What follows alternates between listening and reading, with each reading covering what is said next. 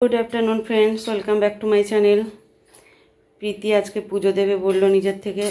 আরে ভগবান, এই এখানে ধুচ্ছিস কেন? বেসিনে গিয়ে তো। কোনটা ফেলে দিস? জলটা এভাবে ফেলে দিস? বেসিনে গিয়ে ধুলে ভালো হতো না জিনিসটা। দেখো প্রীতির কাজ, দেখো প্রীতি এখানেই ধুয়ে নিচ্ছে। শটাং কাজ প্রীতি।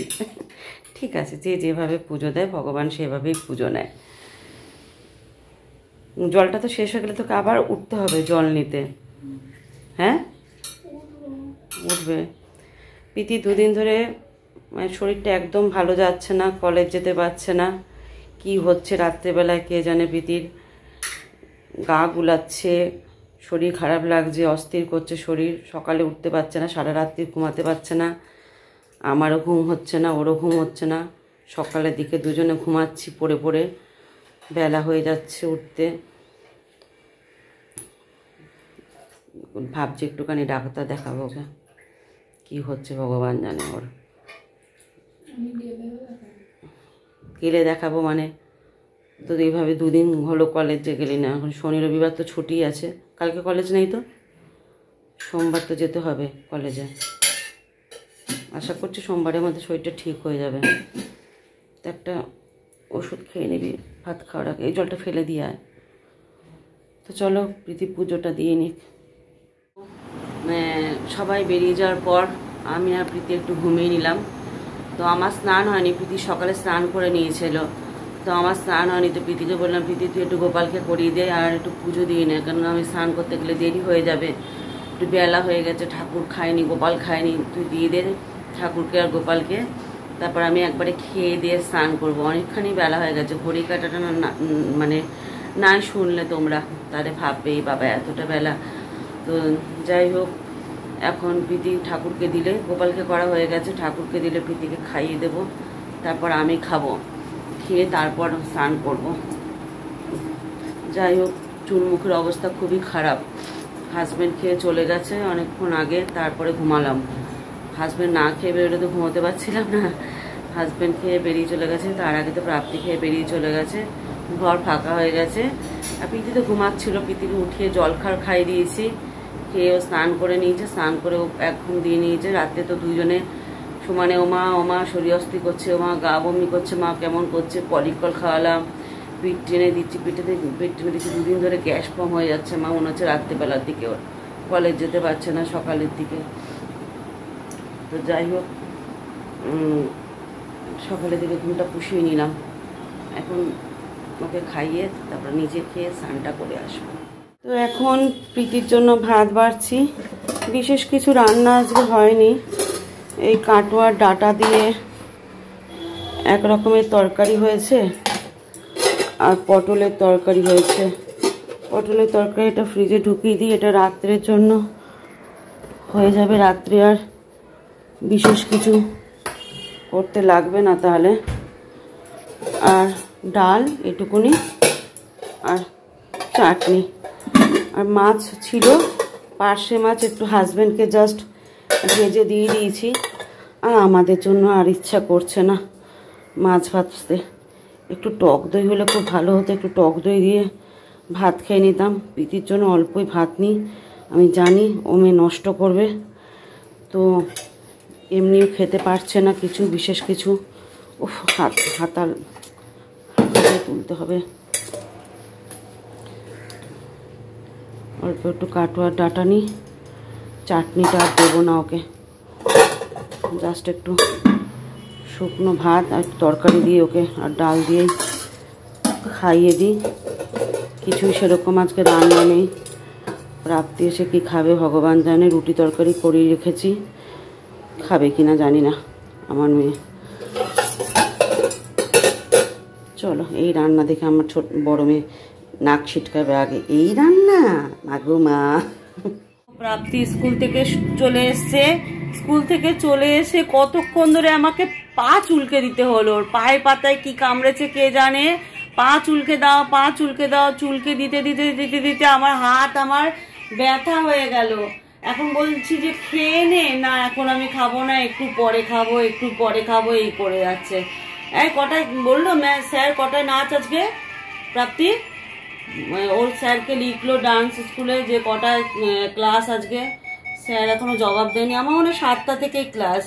এই যে এলো, এই যে ফোনটা নিল, এ কতক্ষণ চলবে এখন এই ফোন কে জানে। বলছি খেয়ে নে, এখন খাবো না, একটু পরে খাবো। এসি চালিয়ে দিয়েছে, চালিয়ে দিয়ে এখন ফোন নিয়ে কম্বল নিয়ে শুয়ে পড়েছে। সেই 12:30টায় স্কুলে গিয়ে খেয়েছে, এখন ওর খিদে পায়নি। 10 টাকা নিয়ে গিয়েছিল বাবার কাছ থেকে, বলেছে মঙ্গলবারের আগে আর টাকা চাইবে না, কারণ ও লেস খেয়েছে। মঙ্গলবারের আগে আর টাকা নেবে না, বাবার কাছে প্রমিস করেছে। দেখা যাক প্রমিস কতক্ষণ রাখে।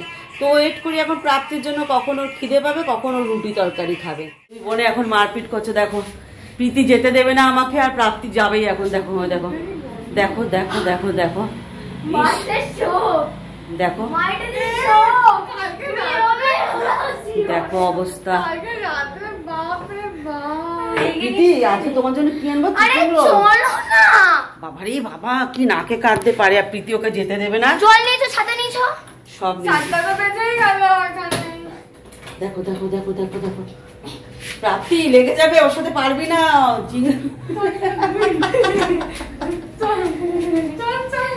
দেখো দেখো, এই সময় দেরি হচ্ছে না প্রাপ্তি, জুতোটা পর, লেগে যাবে লেগে যাবে। কেন এরকম করছি? প্রীতি সন্ধ্যেটা দে, সন্ধ্যেটা দে, চল চল চল চল চল চল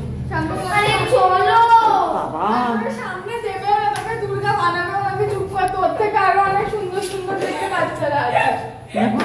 বদমাইশ মেয়ে প্রীতিটা, রূপবতী গুণবতী অনেক কিছু। ও তুই জুতোটা পরবি না, তুই চলে যাবি, আমি গিয়ে যেন নাচবো। প্রীতি প্রীতি সন্ধ্যেটা দিবি, সন্ধ্যেটা দে।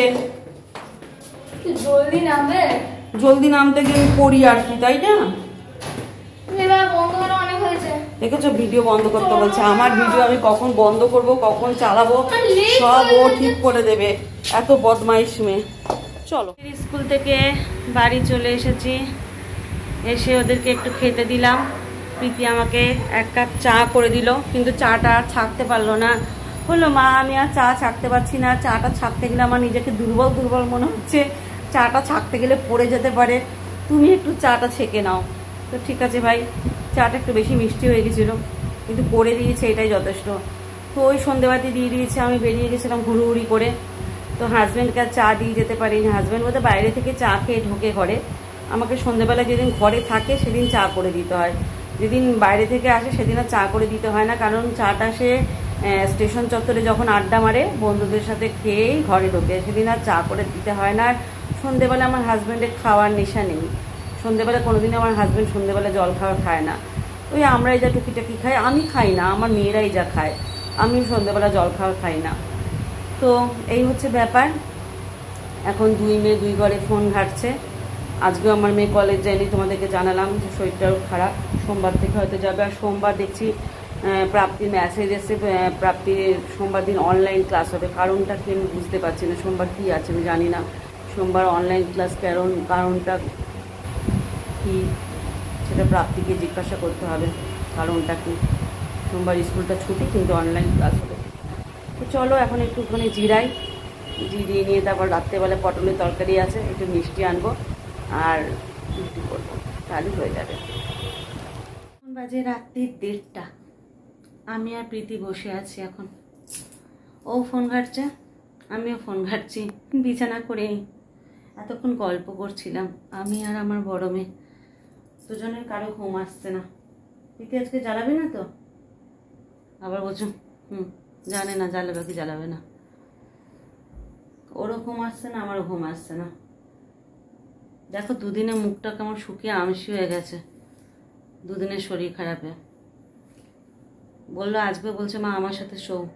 বোনকে পাঠিয়ে দিলাম ওই ঘরে বাবার কাছে, আর ওর কাছে আমি শুচ্ছি। শরীর খারাপ হলে মাকে লাগে, আর শরীর ঠিক থাকলে মা তুমি শোবে না আমার সাথে, তুমি নাক ডাকো, তুমি প্রচণ্ড নাক ডাকো, তুমি ওই ঘরে যাও। আর আজকে আর 2 দিন ধরে মা তুমি আমার কাছে শোবে, মা তুমি আমার কাছে শো না। কি চালাচ্ছিস রে? তো যাই হোক, চলো এখন শুয়ে পড়ি, এখন বিছানা করব। ঘুম আসে না গো রাত্রিবেলা, সকালে পাই ঘুম আমার। তো এই হচ্ছে আমার ওষুধের গাঁটটি, ওষুধ খাওয়া কমপ্লিট। এখন মশাটাও হাই ওঠে, ঘুম আসে না, 2:30 3টে আগে ঘুম আসে না। অভ্যাসটা বড় বাজে হয়ে গেছে গো।